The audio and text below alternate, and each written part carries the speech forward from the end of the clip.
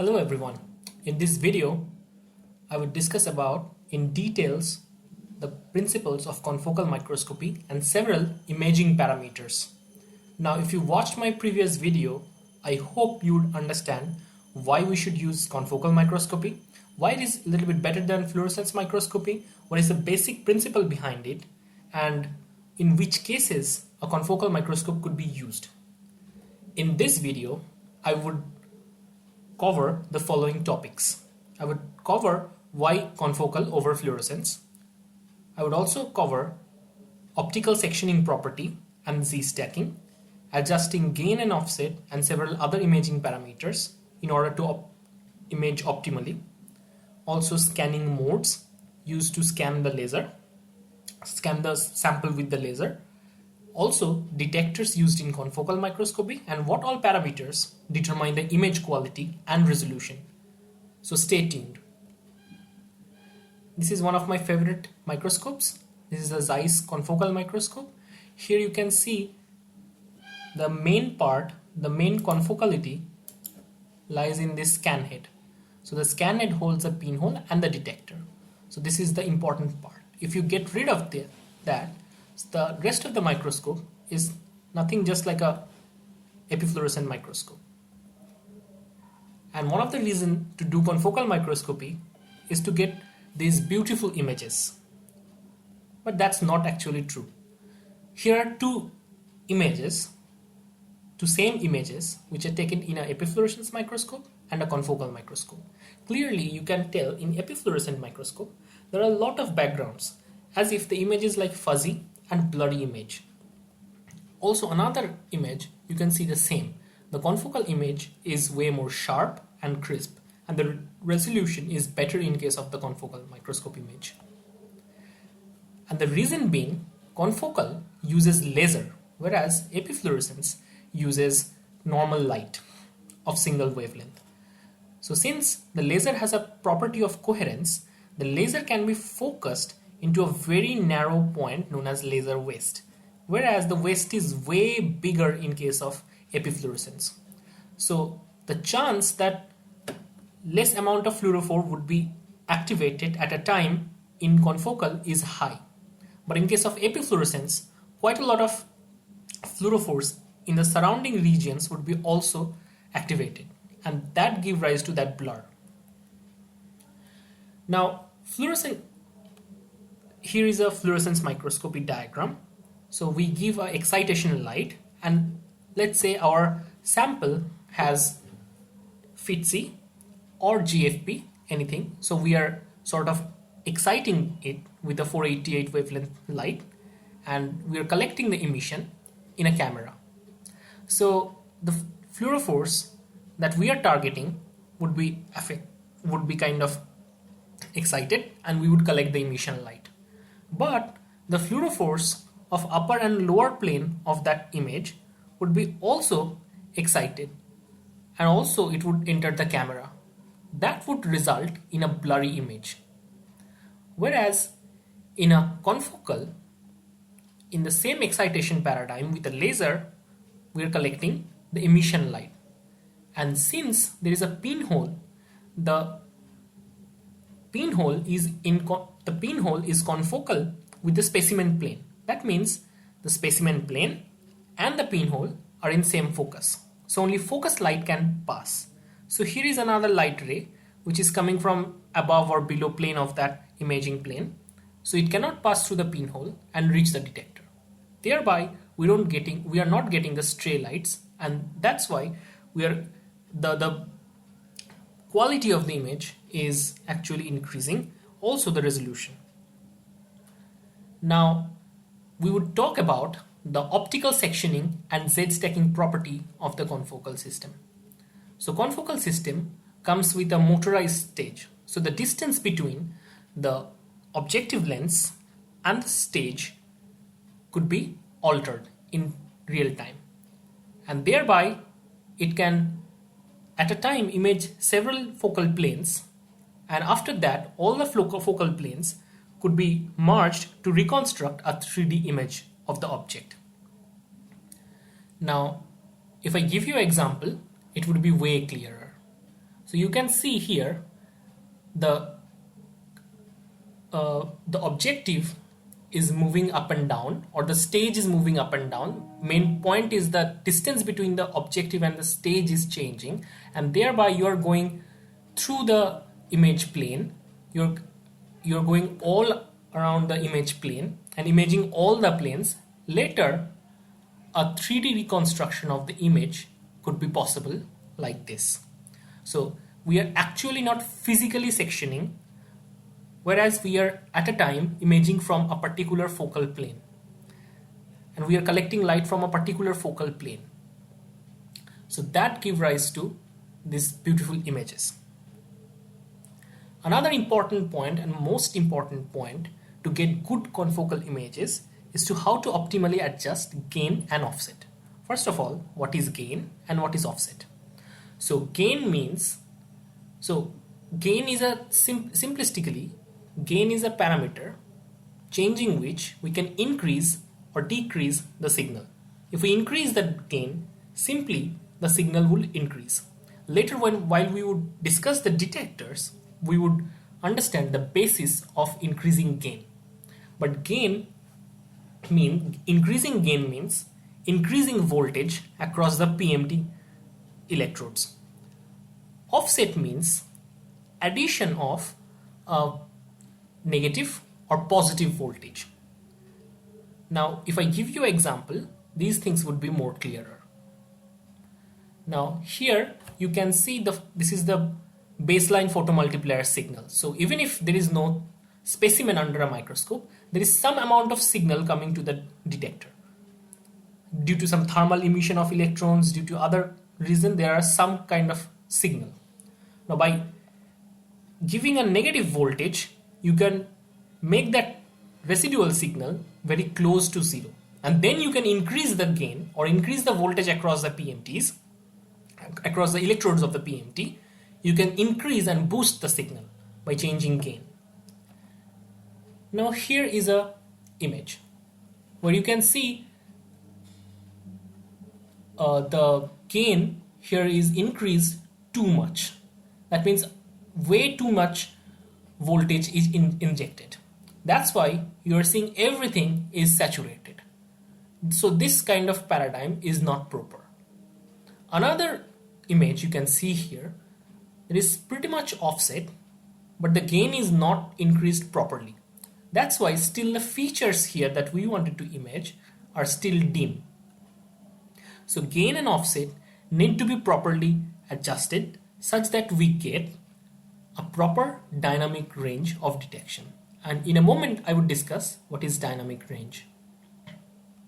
Simply, in an image, if we increase the gain, it would increase the signal, but at the same time you see the image looks more grainy because the background signals also increase while we increase the gain. Now, why does anyone need to adjust gain or offset? So in order to utilize the full dynamic range of imaging, a person need to adjust the gain and offset optimally.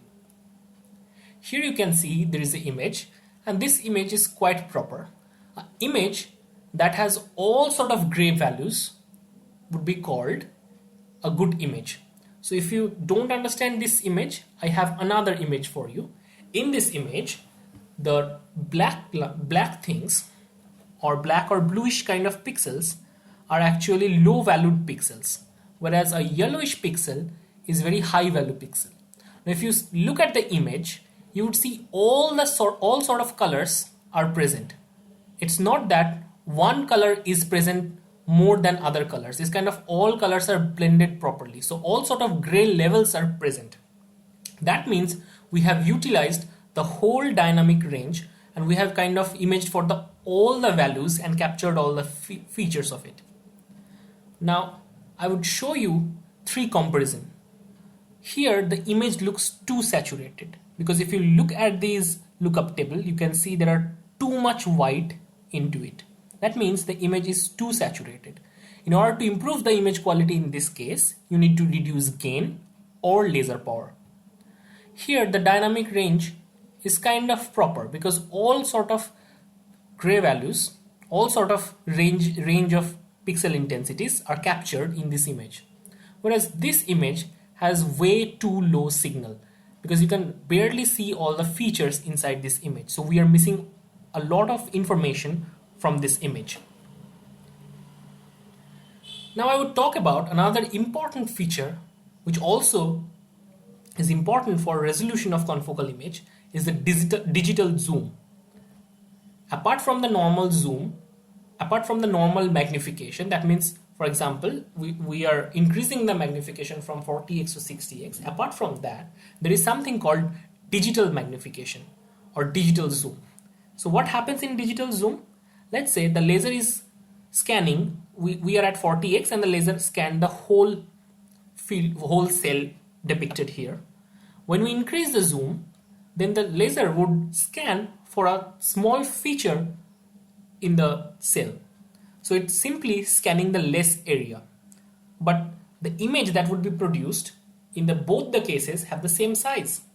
So more feature would be kind of displayed in case of when we increase the zoom.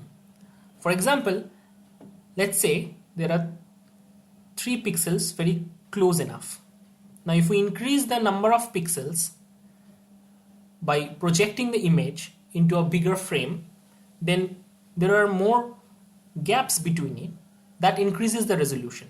In other words, in case of increasing zoom, we are not changing the imaging size, but a small subset of feature is projected onto the same number of pixels. So pixels per feature is more, such that the image quality gets better and also the resolution gets better. Now for example, here is the image in 40x. Now once we add a 3x digital zoom, you can clearly see the image quality has improved and the resolution also looks way better.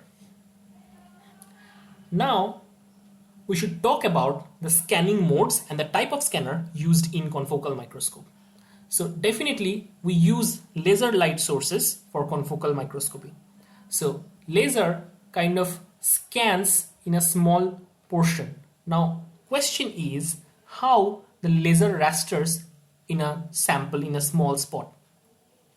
So the answer is there are several kind of scanners that are used in the confocal microscope, which are galvanometer based scanner and resonance scanner. Why different type of scanners are used? Galvanometer based scanners use 2 mirrors which are perpendicular to each other and they are vibrating while there is a change in electrical field. So galvanometer scanners are slow scanners. They can scan at a rate of 1 to 5 frames per second. Whereas the resonance scanner are pretty fast scanner and they can scan 30 frames per second. So in order to catch fast dynamic live processes, a resonance scanner would be a better option. These days there is hybrid scanner which employs both galvanometer scanner and resonance scanner. So those are known as also hyper scanners or hybrid scanners. Next we would talk about the detectors used in confocal system. Confocals mainly used photomultiplier tubes or PMTs. Now here is the basic outline of a PMT. So there is the incident light. Incident light is the emission light from the fluorophore and it would hit a photocathode. Now this photocathode is generally made by multi-alkali or sometimes alloy like gallium arsenide phosphide. Now different material can be used to build this photocathode. Depending upon the difference in the material used, the photocathode sensitivity could be also changed. However, when the light hit the photocathode, some electrons are ejected. That electrons are actually going throughout successive anodes and ultimately reaches the end anode. And there is another digital to analog to digital converter which is converting these signals and digitalizing this signal, and thereby the image is reconstructed point by point. Now here is the example of two different kind of detector that could be used. In case of multi-alkali detector, the problem is when the electrons are bouncing back and forth in the dynode arrangement cathode, the problem is there is a loss of electron, and that means some amount of signal is also lost. But in case of a hybrid detector, special arrangement of the detector ensures that the loss of the electrons are minimized. So that's why hybrid detectors are better. Now here I would talk about what determines or what factors determine the image quality of a confocal microscope. Simply the pixel dwelling time, laser intensity, pinhole diameter, gain and offset, fluorophore quality and detector quality, all these factors are important in determining the confocal image quality. So I would briefly go over through these points because in the next video I would discuss these points in details. So pixel dwelling time means how much the laser is dwelling on a particular point. So if the laser dwells too much time, there is a possibility of photo bleaching. So you have to optimize the dwelling time. Laser intensity is another important factor. If the laser intensity is too low, the features won't be illuminated. And if the laser intensity is too high, then the features would be saturated and the dynamic range won't be fulfilled in the image. The pinhole diameter is another important thing. If the pinhole diameter is too narrow or too less, then what happened? A lot of signal would be cut off and the image would be dim. But if the pinhole diameter is more, then what would happen? The out of focus light can get through this pinhole. Now also gain and offset are other parameters that are important determinant of image quality, because I have already shown you with examples that if you don't adjust gain and offset properly, the image looks horrible. And other than that, fluorophore is the most important thing. If the staining or the fluorophore quality is not good, or say the fluorophore is bleached, then you are never going to get a good image in confocal microscopy. After that, detector quality is important. Now, we have to ensure that we are always imaging in a linear range of the detector in order to get good images. Now, definitely the hybrid detectors or gallium arsenide phosphide detectors are way better than the multi-alkali detectors. That's why choosing the proper detector for your system is also very important. Now, if you like my video, give it a quick thumbs up. Don't forget to like, share, and subscribe. Thank you.